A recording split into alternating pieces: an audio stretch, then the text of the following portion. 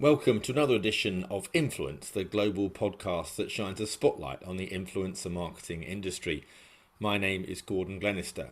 And for those of you that don't know who I am, I'm also a keynote speaker, trainer and consultant in the sector and published author on influencer marketing strategy. Influence is also a proud member of the Marketing Podcast Network, where you can listen to other amazing influencer and marketing related shows. But before we start, please don't forget to subscribe to this show just to make sure that you don't miss a future episode. Welcome to another edition of the Influence Global podcast, and I'm very excited today to have a really special guest with me, and that is no other than Layla Flaherty. Have I got that right, Layla? Is that right? Yeah. Who is the CEO and founder of Urban Paws UK. So today we're going to talk all about pet influencers, which have been a hugely growing phenomenon. So before we talk about that, Layla, obviously welcome to the show. Lovely to see you here and hear your voice. Thank you. Tell us a little bit about how you got into the running this pet agency, before we talk about the pet influencers per se. No problem. So yeah, I started the company back in 2015. I had come from an industry, from the modeling industry. I had done a small bit of modeling myself.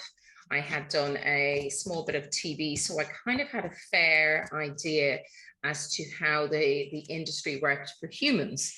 And I was at a point where I just really wanted a career change. I had always wanted to work with animals. So it was a case of, well, what I knew and what my passion, my love. So I put the two together and came up with Urban Paws UK. With me being based up north, in the north of the UK, there was no real other competitors, because everything really was predominantly London based. So it kind of made sense that, there was a gap in the market for another agency, but outside of London, really. So yeah, that's kind of how it happened in a nutshell. Wow. So how big is the business now? Say that again, How big Gordon. is the business now? So we are 7 years in. We have a full team. I started with Urban Paws UK, then we expanded to Urban Paws Influencers. We're now moving into Urban Paws Ireland and products as well. So it's growing rapidly. So yeah, it's all good. Yeah. So I'm obviously specifically interested in these influencers, particularly. Are you? And it's largely, is it dogs and cats, or is it more It's than that? all animals. So we have hedgehogs, we have birds, we have bees. There's everything. Oh wow! You mentioned hedgehogs, so we've got a hedgehog influencer, have we? We have a few actually, yeah. And Really? there's everything, every type of animal now. There it isn't just limited to cats and dogs. Yeah. Any animal can be an influencer. So why have they been so successful? And I'm guessing a lot of this is video driven as well. Yeah. But why have they been so successful in your eyes? I think with animals, we're not as judgmental as we are with humans, first of all. And a lot of these influencers, whether they be travel bloggers or food critics or fashion bloggers, whatever type of influencer that they are, we tend, as humans, we tend to kind of live through the eyes of the influencer. They create this kind of whole new world for us where we're nearly envious of them. I've got some influencers and they probably have traveled to more countries than I have. Mm. And, they're living this life that we could only dream about, whether it be walking down red carpets or jetting off first class to Paris, or rocking up at some Michelin star 5-star restaurant. They're living the dream that we could only imagine. Yeah, whereas pets aren't always there. Oh, there's an emotional experience, isn't uh, there? yes, Attachment, there which I certainly think. is. Yeah, yeah, definitely. So tell me about the process then. tell me how a brand might want to involve and engage a dog influencer, perhaps. We get a lot of brands that they will contact us, the agency, wanting to work with specific influencers. Now, 9 times out of 10, that company is non-pet related. So it's a human product or it's a human service, nothing to do with animals at all. But because some of these animals, their followers, are so engaged, their reach is astronomical. Yeah. They have a huge engagement. They might have a worldwide reach. So it makes sense for these companies to want to work with these influencers, these pet influencers. And so it kind of, in a way, works out more influential than using human influencers, essentially. Well, I agree, and it's something I talk about quite a lot in my influencer workshops as well. In fact, I think they're one of the highest paid, actually, proportionately, aren't they? Because because of the reach and engagement they get for the brand, Yeah. which I think is important. So perhaps give me some examples of some campaigns that you've got involved with. Oh God, where to begin? So we get a lot of meet and greets for one. So we've had pets that have been invited to Google's main office.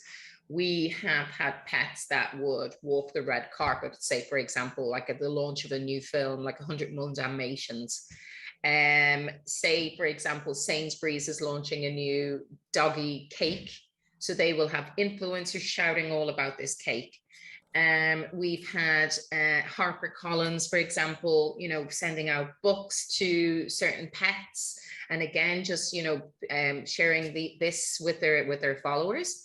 We've had, of course, all the usual, the cat brands and pet food companies. They will send out, pet food products and treats, etc., to pets. We've had Amazon, for example. They will send out products to our pet reviewers.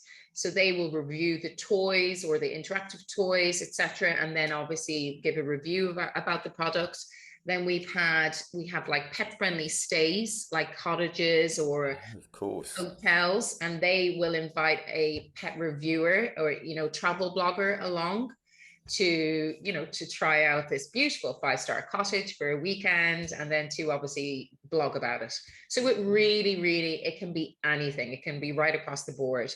Then of course you have also it could be a watch from a particular watch company that, again, nothing to do with pets, but the companies want to be associated with these pets. Yeah. Never any bad press or any negativity associated with pets. It's very much that emotional engagement. It's very rare that you meet people that don't like pets. So it's always it's positive advertising, really.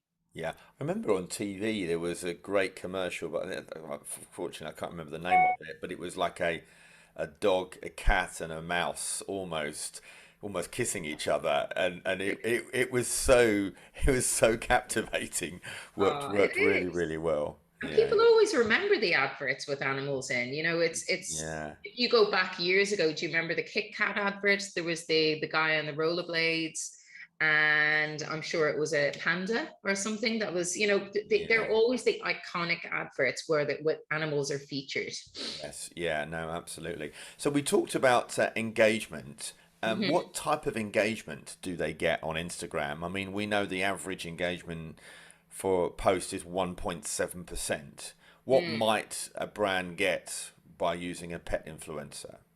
With pets, they tend to have double the engagement. Right, I've okay. even seen it where there's treble. So Yeah. the engagement is always a lot higher for pets than it is for humans. Yeah. And most of the content that you're seeing, is it video? I'm assuming it is, but is it? Not always. I mean, I would say probably 70-80% of the content is reels, because reels are, Of they course. perform the best on especially on Instagram and TikTok. It's video. Yeah. But so we do have some influencers that are just purely photographic. And that works for them. but they're very creative with their photography. The animal might be wearing sunglasses, then the next day it's rollerblading or on a skateboard. And, they're always painting and creating this picture for you. So that works for them. Yeah. And what trends are you seeing? What type of content are you, I mean, we've said video, but Mhm. within that, and you mentioned a few, but what type of things are you seeing? Is it shorter form content? Are you seeing episodal content? Are Yeah. you seeing just amazing, stunning photography? What are you picking up? It really varies. A lot of influencers now tend to keep a certain color theme running for a week or two, depending as well. Like around Christmas, it's red, Valentine's, it's pink, Easter, it's yellow. So they're really kept to kind of staying in line with what's going on with the seasons. Then you have other influencers who kind of they jump on the viral trends. Then we have others that are very simplistic, they everything's very neutral. So it really depends on the influencer, but they do tend to follow what's happening, in on social media and in the world around us. Yeah. That's why they are influencers. They follow, trends, viral trends. Yeah. So give me an example of some of the size of some of these pets in terms of their following on Instagram or YouTube. Yeah, I mean, some of our pets have, over 1 million followers. So we represent everything from 10,000 plus. So yeah, but some have over 1 million followers. I mean, obviously the American influencers are still miles ahead of the UK influencers because they always will be. Right. They set the trends. Yeah. But yeah, we have quite a large amount of influencers with huge mega followings. And of your total mix, it's cats and dogs, the biggest, I guess. I would say cats, dogs, and horses. Ah, and horses. And Okay. ferrets, birds as well. Yeah, Birds. yeah, You yeah. give me We an have example of a big bird influencer then. Mikey and Mia. They're macaws, and yeah, they're quite big. Oh, really? Oh, Mm. because I guess they can talk. Can they talk back? And because they can No, all. I think just people love to see the free flight. Right. Even though they're not living in the wild, but the owners, the handlers, still like to kind of create this very natural habitat for them, and people just they're so beautiful. People just love to see them in free flight, and they're just stunning animals. Yeah, of course, of course. No, it's really amazing, isn't it? So what's the future look like for you? What's your plans? I mean, are you going to go more global than you already Oh are, or are God, you I going need to about another? 10 of me, Gordon, if I'm to go global. But the plan is to branch into Ireland. So we're currently in the process of Urban Paws Ireland. It'll be, I could imagine it'll be slightly different. It'll be more your farm animals, in Ireland. And they still probably don't capture animals in advertising like we do here in the UK. I think the UK is miles ahead in terms of being a nation of animal lovers, Yeah. but the shift is slowly changing. So I think we need to get in there whilst um, before that shift actually does turn. So yeah, that's the plan. So Urban Pools Ireland. So watch this space on Oh, that one. exciting. Have you actually appeared in any sort of ads or you said that you were a former model per No, se, not ads. you've not No. appeared. No, because I wondered if you get models, fashion models with pets, I could see Oh, that being quite an interesting combination. all the time, but they would be hired from like actual model agencies Right, as yeah. opposed to coming via us or Yeah. anything. I mean, And we do get some clients that will ask, if we have any pet owners that are happy to be photographed or filmed with their pet. We do yeah. get that quite a lot as well. Yeah, I can imagine. Yeah. Well, the only reason I mention that is because also, what do they say when you're the stars, the television stars will often say there's things I won't work. The presenters often, I was trying to think of, will often say the things that I won't work with, and that's children and Yeah, pets. yeah. So I guess have there been like, for example, pets that have not not performed on shoots or just had a bad hair day. Touch wood, it's very rare that that happens. I could probably count on one hand where the animal wasn't playing ball, so to speak. However, we kind of worked around it because they are animals at the end of the day. They're, Of course, they are like children. They can be unpredictable, of course, regardless of how well trained they are. They're still pets. If they're of having an course. off day and they decide they don't want to do anything, you can't force them. Yeah. I can never forget that thing at was it Crufts where Yeah. the dog was Yeah. literally running it and then had a poop, and that it made it onto the the Yeah. Yeah. highlights, didn't it? It did. It did. It was hilarious. Good. All right. Well, look, it's lovely to talk to you, Yeah. and thanks for sort of sharing your wisdom about what you're doing. I wish you all the best for the Oh, thank brand. you. And how can people find out about you? Just tell us what your website or social media Yeah. handles are. So it's www.urbanpawsuk.com, and we're Urban Paws UK right across on social media, all social media. Great, lovely. Well, thanks again, Layla, You're welcome. for Thank joining us you. today. Thank you. That's it for another edition of Influence. Please don't forget to subscribe to this show and give me your feedback. Gordon@gordonglenister.com, or you can follow me on LinkedIn, Facebook, Instagram, or Twitter, where you can also ask me a question. If you're able to leave us a 5-star review, then we do really appreciate it.